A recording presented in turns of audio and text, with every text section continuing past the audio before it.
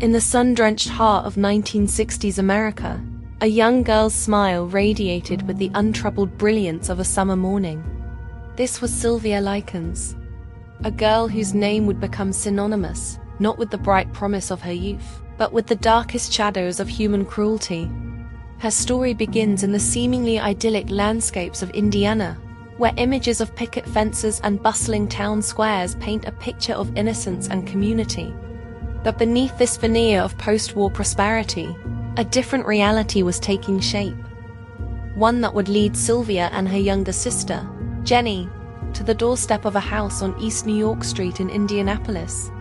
As their parents, traveling carnival workers, sought a temporary guardian, they unknowingly placed their daughters into the hands of Gertrude Banishevsky, a decision that would cast a long, ominous shadow over their lives, transforming the vibrant hues of childhood into a monochromatic palette of fear and despair.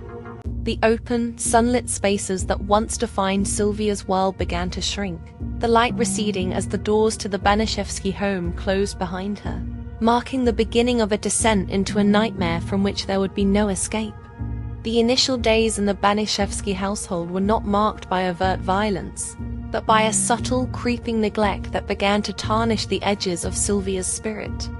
The home, already crowded with Gertrude's own children, was a place of quiet chaos, where the bright-eyed optimism of the two new arrivals was met with a chilling indifference.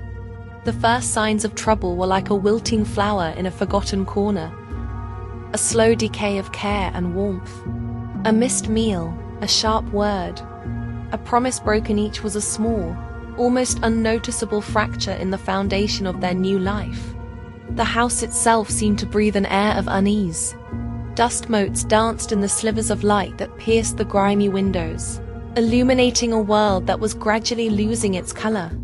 A forgotten toy on the floor, its cheerful paint chipped and faded, served as a silent testament to the encroaching neglect. For Sylvia, whose innate sense of responsibility often saw her trying to maintain order amidst the disarray, these early moments were a test of her resilience, a challenge she met with the hopeful innocence of a 16-year-old, who still believed in the inherent goodness of others. She could not yet comprehend the darkness that was beginning to coalesce around her, a malevolence that was slowly and deliberately being cultivated by the very person entrusted with her care.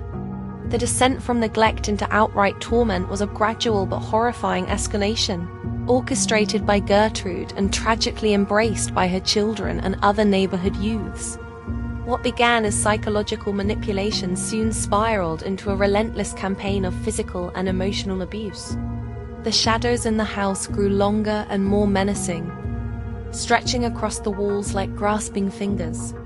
Claustrophobic camera angles would capture the shrinking of Sylvia's world, her existence increasingly confined to the damp, dark confines of the basement. This space, once a simple cellar, transformed into a dungeon, a symbol of her complete and utter entrapment. The narrative of her torment was written in symbols of decay. The peeling paint on the walls, the steady drip of a leaky pipe that echoed the slow passage of torturous hours. The chains that would eventually bind her. The psychological toll of this unceasing cruelty was immense. A slow erosion of her identity and will. Distorted reflections in a shard of broken glass could show a fractured image of her face, symbolizing the breaking of her spirit. The once vibrant light of her being was systematically extinguished, the colors of her world fading to a stark, brutal monochrome. The abuse became a shared communal activity, a grotesque spectacle for the neighborhood children, who were drawn into Gertrude's web of depravity.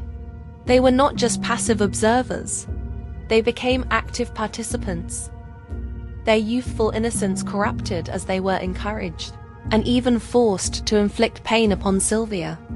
This communal aspect of the torture added a horrifying layer to her suffering, transforming her private agony into a public performance of cruelty. Her pleas for help were either ignored or met with further punishment.